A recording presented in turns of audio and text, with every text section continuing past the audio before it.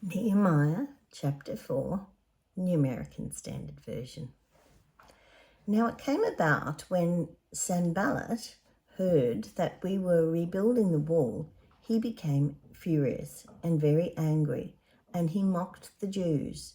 And he spoke in the presence of his brothers and the wealthy people of Samaria, and said, "What are these feeble Jews doing? Are they going to restore the temple for themselves? Can they offer sacrifices? Can they finish it in a day? Can they revive the stones from the heap of rubble, even the burned ones?" Now Tobiah the Ammonite was near him, and he said, "Even what they are building, if a fox were to jump on it, it would break their stone wall down. Hear, O God, how we are an object of contempt. Return their taunting on their own heads, and turn them into plunder in a land of captivity. Do not forgive their guilt, and do not let their sin be wiped out before you, for they have demoralized the builders."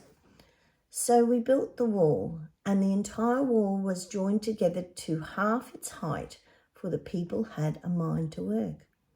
Now when Sanballat, Tobiah, the Arabs, the Ammonites, and the Ashdodites heard that the repairs of the walls of Jerusalem went on, and that the breaches began to be closed, they were very angry.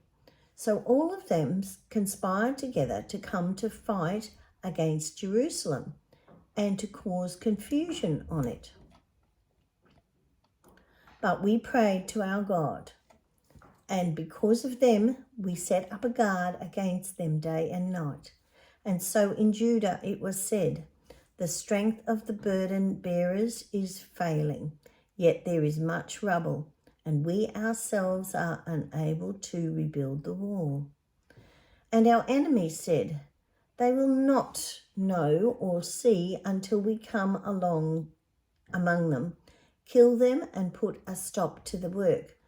When the Jews who lived near them came and told us 10 times, "They will come up against us from every place where you may turn," then I stationed men in the lower parts of the space behind the wall, the exposed places, and I stationed the people in families with their swords, spears, and bows. And when I saw their fear, I stood and said to the nobles, the officials, and the rest of the people, "Do not be afraid of them. Remember the Lord, who is great and awesome, and fight for your brothers, your sons, your daughters, your wives, and your houses." Now when our enemies heard that it was known to us and that God had frustrated their plans, then all of us returned to the wall, each one to his own work. From that day on, half of my servants carried on the work, while half of them kept hold of the spears, the shields, the bows, and the coats of mail. And the captains were behind all of the house of Judah, those who were rebuilding the wall, and those who carried burdens, carried with one hand doing the work, and the other keeping hold of the weapon. And as for the builders, each wore his sword strapped to his waist as he built, while the trumpeters stood near me.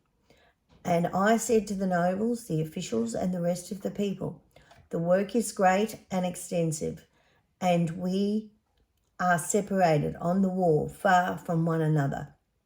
At whatever place you hear the sound of the trumpet, assemble to us there. Our God will fight for us." So we carried on the work, with half of them holding spears from dawn until the stars appeared.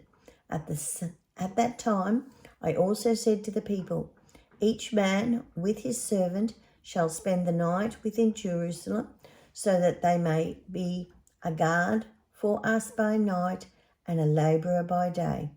So neither I, my brothers, my servants, nor the men of the guard who followed me, none of us removed our clothes. Each took his weapon, even to the water.